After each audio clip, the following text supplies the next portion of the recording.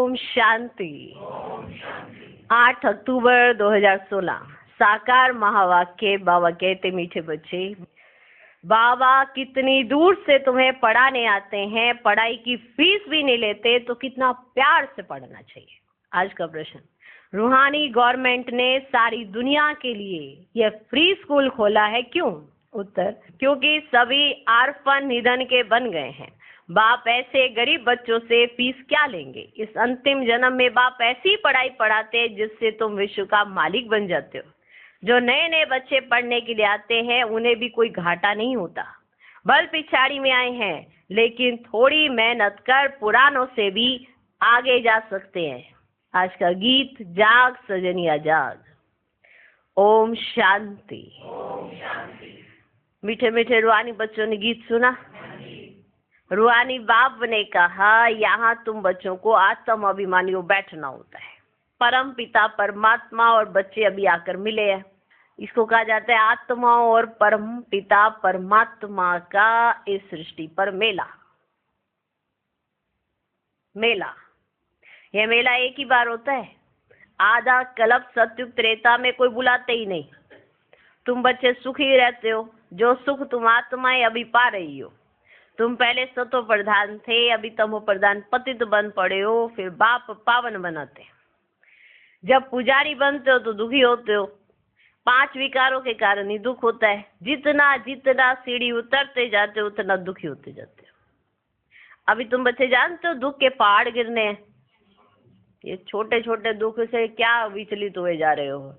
छोटा छोटा दुख, पेट दर्द तो दुखी, सिर दर्द तो दुखी, ये तो छोटा छोटा दुख है। पहाड़ गिरेंगे दुख के। इधर देखो तो दुख, उधर देखो तो दुख, उधर देखो तो दुख। फिर क्या करेंगे? अभी छोटे छोटे पत्थरों से ही इतने डरे जा रहे हैं, जो पहाड़ गिरेंगे तो क्या होगा? तो डरे तो नहीं, पक्का।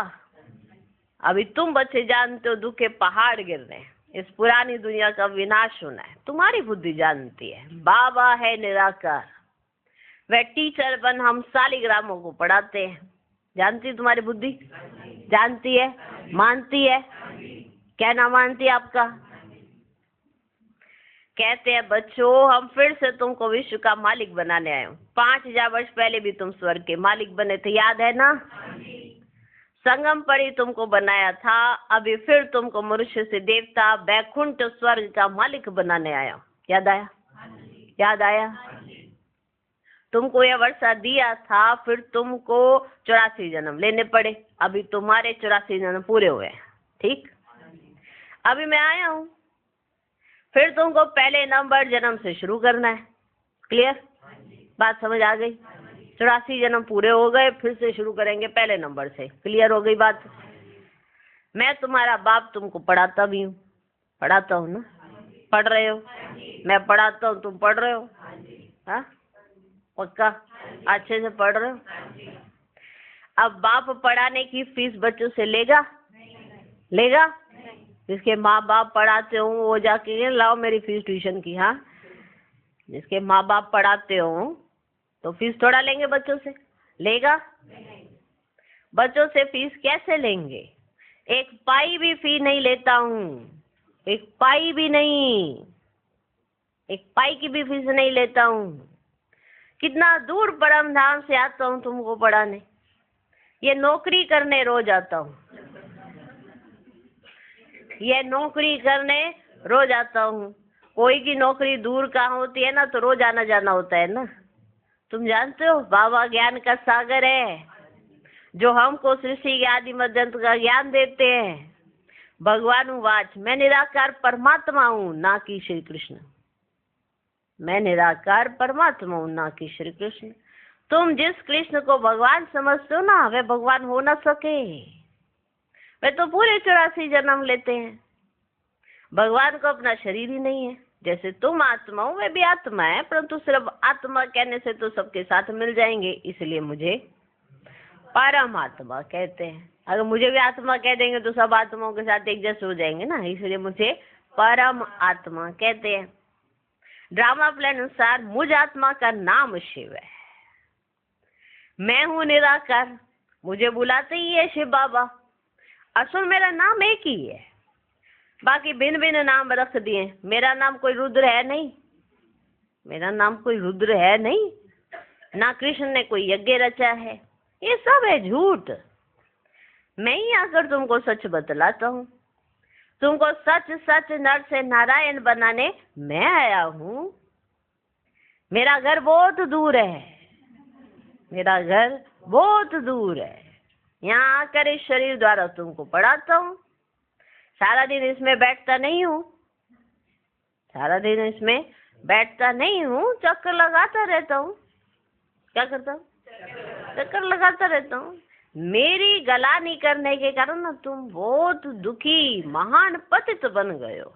मेरी गलानी की है, इसलिए तुम बहुत दुखी और महान पतित बन गए हो।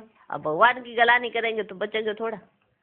कोई मनुष्य किसी मनुष्य की गलानी करता है ना, दूसरा मनुष्य सोचता है कोई बात नहीं, भगवान देख रहा है। तो अब भगवान की गलानी करोगे तो बच्चोगे थोड़ा, ड्रामा देखेगा ना, तो ड्रामा देखेगा। तो मेरी गलानी करने के कारण तुम बहुत दुखी महान पतित बन गए हो। ब्रह्मा को भी कोई आदि देव कहते, कोई एडम कहते, कोई महावीर कहते, तुम प्रजापिता कहते हो, तुम प्रजापिता कहते हो। तुमने मुझे आधा कल्प याद किया है। कितना समय? तुमने मुझे आधा कल्प याद किया, इसलिए मुझे इस पराये देश में आना पड़ा है, इसीलिए आना पड़ा है। सब पतित दुखी हैं, आर्फन है, धनी धोरी है ही नहीं। आर्फन को पढ़ाने के लिए गवर्नमेंट फीस नहीं होती है, देती है क्या? आर्फन को पढ़ाने के लिए गवर्नमेंट फी नहीं लेती है। ये तो बहुत बड़ी रूहानी गवर्नमेंट है, ये लेगी आपसे। वेद के बाप को कोई जानते ही नहीं है, कितने जप तप दान पुण्य आदि करते। पूछा जाता है ये क्यों करते हो, तो कहेंगे इससे भगवान के पास पहुंच जाएंगे। कि जप तप दान पुण्य करने से हम भगवान के पास पहुंच जाएंगे। कोई जप तप करने से पहुंचेगा, कोई शास्त्र पढ़ने से पहुंचेगा, ऐसे कहते हैं ना। वो ऐसे अगर आप किसी से पूछोगे तो वो ऐसे ही कहेंगे ना, हम ये किस लिए कर रहे हैं, भगवान के पास पहुंचने के लिए। तो कोई जप तप से पहुंचेगा, कोई शास्त्र पढ़ने से। बाप कहते हैं ऐसे तो है नहीं, आज दिन तक तो कोई पहुंचा नहीं, ये तो मुझे ही पहुंचना पड़ा। हाँ, बाप कहते हैं ऐसे तो है नहीं। भक्ति करते करते तो तुम और ही पतित बन गए हो, पंख टूट गए। भक्ति का भी गुमान हो गया ना हमको कि हम तो भगवान के नंबर 1 भक्त है, तो भगवान को भी छोड़ते नहीं है। भक्ति पहले सत्व प्रधान थी, धीरे धीरे तमो प्रधान होने के कारण आज भक्ति का भी इंसान को गुमान हो जाता है, मना अहंकार हो जाते हैं। तो भक्ति भी क्या हो गई, फिर पतित हो गई, तमो प्रधान हो गए। चलते चलते भक्ति करते करते तमो प्रधान होते चले गए, पंख हमारे टूट गए। तुम उड़ नहीं सकते हो जब तक तुम्हारे में ज्ञान घृत ना पड़े, है ना। जब तक तुम्हारे में ज्ञान ना आए, तुम्हें समझ ना आए, उड़ोगे कैसे। घृत अथवा पेट्रोल खत्म हो जाने से ज्योति बुझ गई है, फिर मैं आकर भरता हूँ। तुम जानते हो बाबा आया हुआ है, तुम जानते हो बाबा आया हुआ है। यहाँ तुम खुशी में रहते हो, यहाँ तुम खुशी में रहते हो। घर जाने से तुम भूल जाते हो, घर जाते हो और भूल जाते हो। तुमसे मैं इस पढ़ाई की फी नहीं लेता हूँ, लेता हूँ। तुमसे मैं इस पढ़ाई की फी नहीं लेता हूँ। तुम कहेंगे हम चावल मुट्ठी देते हैं, तुम कहेंगे हम चावल मुट्ठी देते हैं। ये चावल मुट्ठी तो तुम भक्ति मार्ग से देते आए हो, जिसका रिटर्न फिर दूसरे जन्म में मिलता है।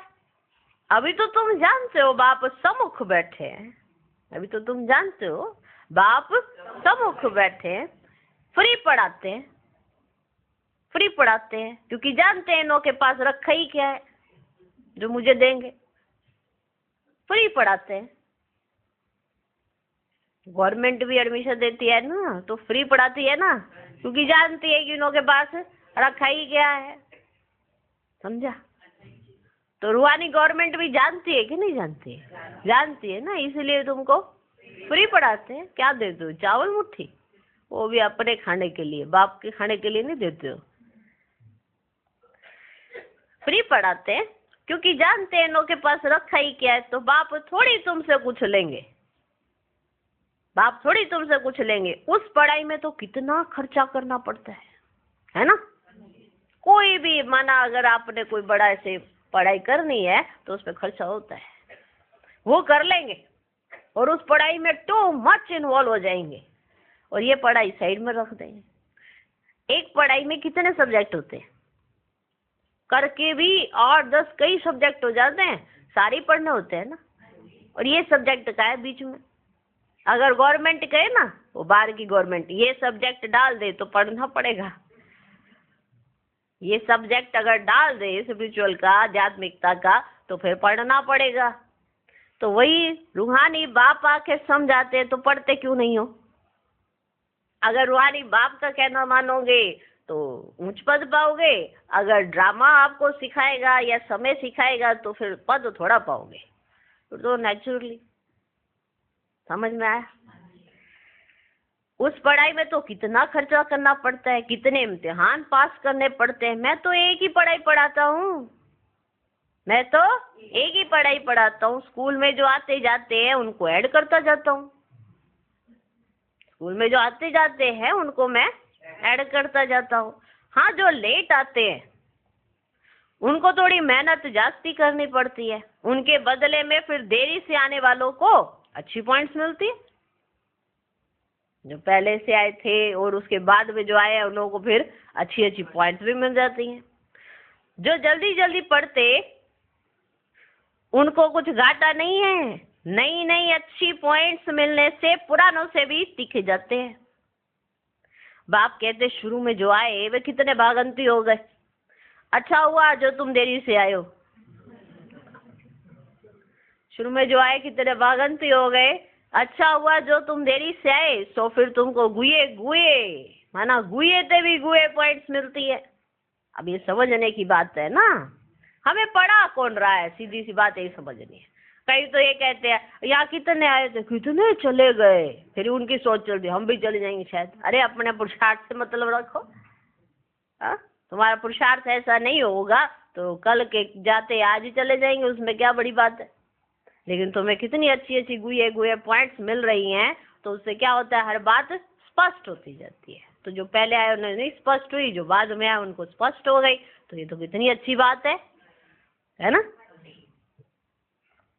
अच्छा हुआ जो तुम देरी से आए। हाँ, तो माना जो देरी से आते हैं ना उनके अंदर ऐसे लगता है हम देरी से आए हैं। तो बाबा देखो कैसे उठाते हैं बच्चों को, इतना प्यार करते हैं ना बाबा हमसे। अच्छा हुआ जो तुम देरी से आए, सो फिर तुमको गुए ते गुए पॉइंट्स मिलती है। बाप कहते जिस्मानी पढ़ाई भी पढ़ो, बाबा ने ऐसे मना नहीं की है, जिस्मानी पढ़ाई भी पढ़ो, शरीर निर्वार्थ धंधा दौरी भी भल करो, सिर्फ मुझे याद करो और चक्र को याद करो। ये भूलना नहीं चाहिए। ये तो समझते हो ना कि अब हमारे 84 जन्मों का अंत है, ये तो समझते हो ना।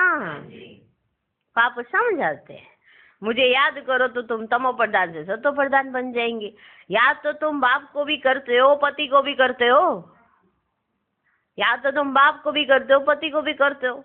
अब मैं तुम्हारा पतियों का पति, बापों का बाप हूँ, टीचर भी हूँ, मैं तुम्हारा सब कुछ हूँ, मैं तुम्हारा सब कुछ हूँ, सुख देने वाला हूँ। वे पतित संबंधी आदि तो तुमको दुख ही देंगे, जिनसे तुम्हारा संबंध है वो पतित है, तो पतित संबंध तुमको क्या देंगे, दुख ही देंगे। सत्यु में कोई किसको दुख नहीं देते। अब मैं आया हूँ सत्यु का राज्य भाग्य देने। तुम जानते हो इस संगम परी बाप से हम वर्षा लेते हैं। अब जितना तुम पढ़ेंगे, पढ़ाई भी बहुत सहज है, यही सहज ज्ञान सहज याद, मौत भी सामने खड़ा है। मैं आया हूँ तुम सबको ले जाने, इसलिए मुझे कालों का काल भी कहते हैं। ये भी कहते हैं कि इनको काल खा गया। काल शरीर को खाते, आत्मा को तो खा ना सके। आत्मा तो एक शरीर छोड़ दूसरा जाके लेती है, पाठ बजाती है। अभी तुम जानते हो एक ही धक से ये सब खलास हो जाएगा। मौत ऐसा होना है जो कोई किसके लिए रोएगा ही नहीं, बचेगा ही नहीं, तो कोई किसके लिए क्या रोएगा, समझे। मौत ऐसा होना है जो कोई किसी के लिए रोएगा ही नहीं। सभी को वापस तो जाना ही है। रोते तब है जबकि पुनर्जन्म फिर दुख की दुनिया में जन्म लेना होता है ना, तो रोते हैं। तुम बाप को बुलाते भी इसीलिए हो ना कि बाबा हमको अपने साथ ले जाओ, तो बाबा आया हुआ है, तो बाबा आया हुआ है। जो भी मनुष्य मात्र है सबको ले जाते हैं, विनाश होगा तो सब मरेंगे, रहेगा कोई नहीं। गवर्नमेंट अपना प्लान बना रही है, मनुष्य सृष्टि तो बढ़ती ही जाती है, छोटी छोटी टालियों में भी कितने पत्ते निकल आते, झाड़ तो बढ़ेगा ही, परंतु उनकी आयु भी जरूर है। कल्प वृक्ष की आयु कोई लाखों वर्ष थोड़ी हो सकती है। अभी बाप तुमको पढ़ा रहे हैं पूज्य देवी देवता बनाने के लिए, पहले पहले बाप तुमको ही मिलता है, पहले पहले बाप तुमको ही मिलता है। और धन वाले तो आते ही पिछाड़ी में ना, सत्युग में तुम आते हो, पढ़ाता भी तुमको, सत्युग में तुम आते हो, पढ़ाता भी तुमको। सिर्फ कहता हूँ पावन दुनिया में चलना है तो विकार में मत जाओ, सिर्फ इतना कहता हूँ कि पावन दुनिया में चलना है तो विकार में मत जाओ। फिर भी तुम मानते क्यों नहीं हो? विष बिगर तुम रह नहीं सकते हो। मेरी मत पर नहीं चलेंगे तो उच्च पद भी नहीं पाएंगे। तुम्हारी आशी थी ना श्री कृष्णपुरी में जाने की, तो श्री कृष्ण की राजधानी में जाएंगे या प्रजा में? श्री कृष्ण के साथ खेल पाल प्रिंस प्रिंसेस जी करेंगे, प्रजा नहीं करेगी। आके खेल पाल कौन करेंगे? प्रिंस प्रिंसेस जी करेंगे, प्रजा थोड़ी करेगी। ये बाबा मम्मा भी पढ़ रहे हैं, तुम जानते हो ये राधे कृष्ण फिर स्वयंवर के बाद लक्ष्मी नारायण बनेंगे। राजाई वालों की भी माला बनती है ना, 8 दाने में आओ, अच्छा 8 में नहीं तो 108 में आओ, सुन रहे हो? 8 दाने में आओ, अच्छा 8 में नहीं तो 108 में आओ, कम से कम 16,108 में तो आओ। ये है ही राजयोग। बाप की श्रीमत पर चलना चाहिए। घर के भातियों को भी समझाओ, बाप तुमको समझाते और उसको समझाने के लिए। पुरानी दुनिया का विनाश होना ही है। महाभारत की लड़ाई भी प्रसिद्ध है, जबकि भगवान आया था, भगवान ने ही आकर राजयोग सिखलाया था। स्वर्ग की स्थापना और नरक का विनाश हुआ, ये समय वही है, ये वही समय है। फिर राजधानी स्थापन हो जाएगी। सत्युग में दूसरा धर्म होता ही नहीं है। भारत कितना सिरताज था, कितना साहूकार था। कृष्ण लोग सब यहाँ से ही साहूकार हुए। सोमनाथ के मंदिर से भी कितना माल ले गए, ऊंट भरकर। इतना माल था कि ऐसे नहीं कि ऐसे कांध पे लटकाया और निकल लिए, ऊंट भर भर कर ले गए। ये तो एक मंदिर की बात है। भारत में बहुत मंदिर थे। बाप सारे झाड़ का राज समझाते हैं। मैं बीज ऊपर में हूँ, ये उल्टा झाड़ है ना। नॉलेजफुल मैं हूँ, नॉलेजफुल मैं हूँ। तुम मुझे पुकारते ही हो पतित पावन हो, फिर भी कह देते नाम रूप से न्यारे। रावण ने सबको एकदम बेसमझ बना दिया है। अब तुमको स्मृति आई है, हमारा बाप कौन है, ये चक्कर कैसे पड़ता है। सबकी समझ तो एक नहीं होती। एक की समझ ना मिले दूसरे से, एक के फीचर्स ना मिले दूसरे से। तो अब तुम बच्चों को बाप का बनना चाहिए ना। वे बाप भी है, टीचर भी, तो सदगुरु भी है। तुम जानते हो ये फी कुछ लेते नहीं है, ये फीस कुछ लेते नहीं है। बिगड़ कोड़ी खर्चा, बिगड़ कोड़ी खर्चा। तुमको 21 जन्मों के लिए राजा ही मिल जाती है। तुम भक्ति मार्ग में ईश्वर देते थे तो दूसरे जन्म में तुमको मिलता था। भक्ति मार्ग में देते थे ना ईश्वर अर्थ, तो दूसरे जन्म में तुमको मिलता था। अभी तो मैं डायरेक्ट आकर भारत को स्वर्ग बनाता हूँ। इसमें जो कुछ खर्चा लगता है वे बच्चों का ही लगता है, मेरे ऊपर थोड़ा लगा रहे हो। जो भी खर्चा लग रहा है वे तो बच्चों का ही लगता है। बच्चों को ही कहेंगे ना खर्चा करना है, बच्चों को ही कहेंगे खर्चा करना है। इस एक ब्रह्मा को अच्छी तरह पकड़ा खर्चा करने के लिए।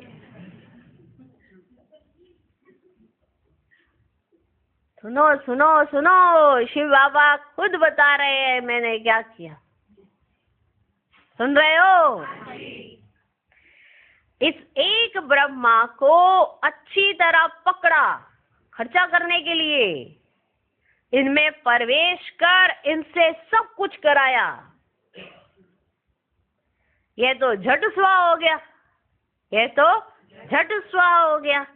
सब कुछ जो इनके पास था सब दे दिया, सब कुछ जो इनके पास था सब दे दिया। बाबा बोले बेगर बन जाओ तो फिर ऐसा प्रिंस बनाऊंगा, साक्षात्कार करा दिया। ख्याल आया अब ये क्या करेंगे, ये जो कोड़ी जैसी चीजें है अब ये क्या करेंगे, विनाश होना ही है। बाबा ने कहा बंदर मुआफिक मुट्ठी बंद नहीं करो, खोल दो।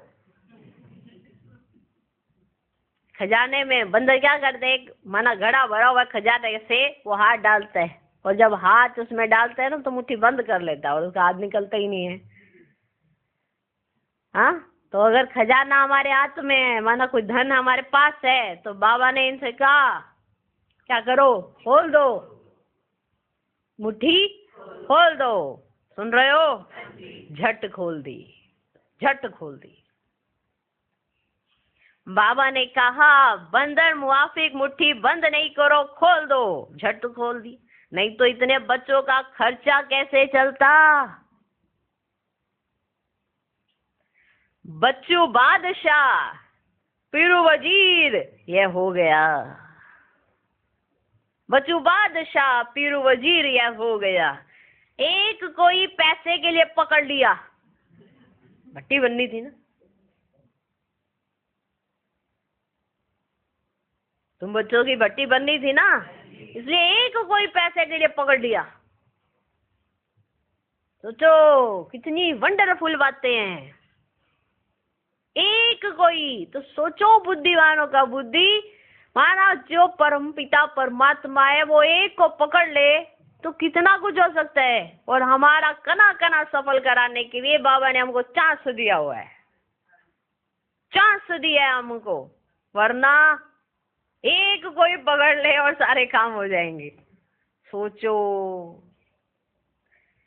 तो ब्रह्मा बाबा को पकड़ा, एक कोई पैसे के लिए पकड़ लिया। तुम बच्चों की भट्टी बननी थी, स्कूल भी बने थे, छोटी छोटी बच्चियां थी, छोटे छोटे बच्चे थे, वो आ तो गए, अब उसके लिए स्कूल भी बनने थे, हॉस्टल बनाया, रहने के लिए स्थान बनाया। ये सब कहाँ से आया? उन्होंने मुट्ठी खोल दी और अपनी मुट्ठी ऐसी खोली, किसी को 1 रुपया नहीं दिया, लौकिक वालों को सब धन यज्ञ में लगाया। भले कितने भी माना इतने सारे वो हुए, रिश्तेदारों ने हल्ला मचा दिया कि ये क्या कर रहे हो, बच्चों के लिए भी सोचो, ये करो वो करो ना, 1 रुपया नहीं किसी को दिया, सब यज्ञ में लगा दिया। ऐसा समर्पण है कोई आज करता हो? तो इसलिए बाबा कहते हैं ना, शिव बाबा कहते हैं फॉलो फादर, इसीलिए कहते हैं कि कोई ऐसा बच्चा निकले वंडरफुल है। एक कोई पैसे के लिए पकड़ लिया, तुम बच्चों की भट्टी बननी थी, स्कूल भी बने थे, अभी तुम होशियार हो, फिर औरों को भी पढ़ाते हो, तुम कितनों का कल्याण करते हो, बाप है ही कल्याणकारी, सबको नरक से निकाल स्वर्ग में ले जाते हैं। अब जितना पुरुषार्थ करेंगे ना उतना ऊंचा पद पाएंगे। प्रजा के लिए भी प्रदर्शनी आदि की युक्तियां और भी निकलती रहेंगी, ढेर प्रजा बनती जाएगी। राजा रानी तो थोड़े होते हैं, प्रजा ढेर बनेगी, राजा रानी तो थोड़े होते। राजा रानी कौन बनते हैं? जो ऐसा माना जैसा बाबा कहे ना वैसा पुरुषार्थ करते हैं, वो होते हैं राजा रानी। मुझे संकल्प नहीं चलते हैं, बस इतना बाबा ने जो कहा वो कर डालते हैं। तो इसीलिए तो विश्व के महाराजा कौन बने? ब्रह्मा बाबा। जैसे बाबा ने कहा झट कर दिया। ढेर प्रजा बनती है, राजा रानी तो थोड़े होते हैं, प्रजा तो करोड़ों के अंदाज में होती है ना। किंग क्वीन तो एक है, वहां लड़ाई झगड़ा आज होता ही नहीं है। बच्चे जानते हैं अब तो मौत सामने खड़ा है। जितना योग में रहेंगे उतना पाप आत्मा से पुण्य आत्मा बनेंगे, और कोई उपाय है ही नहीं। सपूत बच्चे माँ बाप को फॉलो करते हैं, सपूत बच्चे माँ बाप को फॉलो करते हैं। बाप पावन बने, बच्चा ना बने तो वह कपूत बच्चा ठहरा ना। बाप पावन बने, बच्चा ना बने तो वह कपूत बच्चा ठहरा ना। इसमें तो नष्ट मुआ बनना होता है, इसमें तो नष्ट मुआ बनना होता है। मेरा तो एक शिव बाबा, दूसरा ना कोई। हम सब कहते हैं हमारा तो एक बाबा है, हमारा तो एक बाबा है, और जब करने की बात आती है तो सारे बच्चे दिखाई देने लग जाते हैं, इसको भी देना उसको भी देना, हाँ बाबा के लिए भी निकालेंगे, ऐसा हो जाता है। बस मेरा तो एक शिव बाबा, दूसरा ना कोई। वर्षा भी उनसे मिलेगा। अब बाप से वर्षा पाना है नई दुनिया का, तो पतित मत बनो। पावन बनने बिगड़ नई दुनिया में जा नहीं सकेंगे। जन्म जन्मांतर के पाप किए हुए हैं उनकी सजा भोगनी पड़ती है, जैसे कि 63 जन्मों के पापों की सजा मिलती है। गर्भ जेल में भी सजा भोगते हैं, सत्यु में कोई जेलवादी होती ही नहीं है ही स्वर्ग। अब बाप साधारण तन में आए हैं, इसीलिए बाप को पहचानते नहीं है। बाबा साधारण तन में आते हैं ना, इसलिए बाबा को पहचानते नहीं है। बाप के साथ योग लगाने से ही आत्मा पावन बनेगी। बाप कहते हैं मैं पति दुनिया पति शरीर में आता हूँ, फिर इनको नंबर 1 पावन बनाता हूँ। तत्त्वम पति दुनिया पति शरीर में आता हूँ तो फिर इनको नंबर 1 पावन बनाता हूँ। तत्त्वम माना जैसे ये कर रहे वैसे तुम भी करो, तुम भी पावन बनते हो। तुम बाप के बच्चे बने हो, प्रजापिता ब्रह्मा के भी बच्चे हो, इसलिए बाप दादा कहा जाता है। बाप समझाते अब टाइम बहुत थोड़ा है, अब टाइम बहुत थोड़ा है। शरीर पर भरोसा नहीं है, शरीर पर भरोसा नहीं है। बाप को याद करते रहो, स्वदर्शन चक्रधारी बनो। सारा दिन यही बातें ख्याल में रहे, सारा दिन यही बातें ख्याल में रहे। अच्छा, मीठे मीठे सिकिलधे बच्चों प्रति माता पिता बाप दादा का याद प्यार और गुड मॉर्निंग। रूहानी बाप की रूहानी बच्चों को नमस्ते। हम रूहानी बच्चों की भी रूहानी बाप को नमस्ते नमस्ते नमस्ते। Good morning good morning good morning. धारणा के लिए मुख्य सार, पहला पॉइंट, पूरा पूरा नष्टमोआ बनना है। एक शिव बाबा, दूसरा न कोई। ये पाठ पक्का करना है। सपूत बच्चा बन माता पिता को फॉलो करना है। दूसरा पॉइंट, बिगर कौड़ी खर्चे पढ़ाई से 21 जन्मों की राजाई मिलती है, तो बहुत लगन से पढ़ाई पढ़नी है। स्वदर्शन चक्रधारी बनना है। आज का वरदान, व्यक्त में रहते अव्यक्त फरिश्ते रूप का साक्षात्कार कराने वाले सफेद वस्त्रधारी और सफेद लाइट धारी भव। जैसे अभी चारों ओर ये आवाज फैल रहा है कि ये सफेद वस्त्रधारी कौन है और कहाँ से आए हैं, ऐसे अब चारों ओर फरिश्ते रूप का साक्षात्कार करो। इसको कहा जाता है डबल सेवा का रूप। जैसे बादल चारों ओर छा जाते हैं, ऐसे चारों ओर फरिश्ते रूप से प्रकट हो जाओ। जहां भी देखें तो फरिश्ते नजर आए। लेकिन ये तब होगा जब शरीर से डिटैच होकर अंत्यवाहक शरीर से चक्कर लगाने के अभ्यासी होंगे, मनसा पावरफुल होगी। आज का स्लोगन, सर्व गुणों व सर्व शक्तियों के अधिकारी बनने के लिए आज्ञाकारी बनो। ओम शांति, ओम शांति।